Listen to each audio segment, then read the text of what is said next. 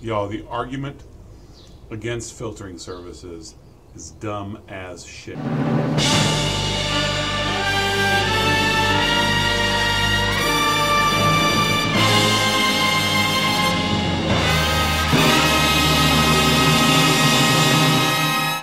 The main argument that big entertainment companies are bringing against VidAngel is actually not what I want to talk about. Because if I fast forward and skip certain parts when I'm watching movies, then I should be able to pay someone to fast forward and skip certain parts for me too. And anyone who doesn't dig on that is just stuck in a child's argument, and I'm not going to address it. I'm going to address the grown-up argument here. And the grown-up argument is also dumb. But it has the honor of being dumb as shit. Here's the argument as I've had it presented a couple of times. Since parts of the movie are being taken out or edited, bleeped, without the director's consent, which, by the way, happens all the time in Hollywood. I mean, you all have seen the two main cuts of Blade Runner, I assume. But regardless, the argument is then that movies are a work of art that the director and the crew around him are making for you, and you are ruining the art by filtering, by editing, by, dare we say it, bowdlerizing. Why is that dumb? Let's talk about food for a bit, so I can tell you why it's dumb. If I were to go to a Michelin-starred restaurant, I would accept what the chef presented me.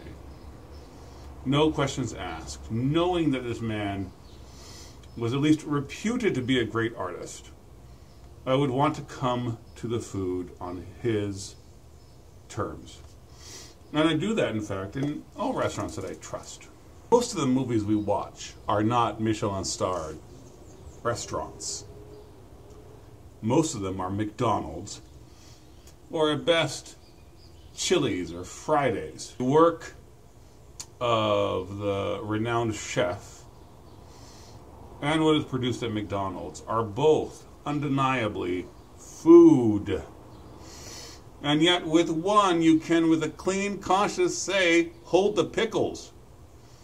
You can go to Applebee's and say, I don't want no mayo, because I know you guys put on too much mayo. I am going to make these judgment calls. Because these are not works of some genius to whom I must come in all humility, wanting to learn at his feet. It's Applebee's. It's McDonald's. And most of the movies we watch are exactly that. If I want to hold the pickles in my movie, then I will. And I'm not compromising the art of the thing by doing that.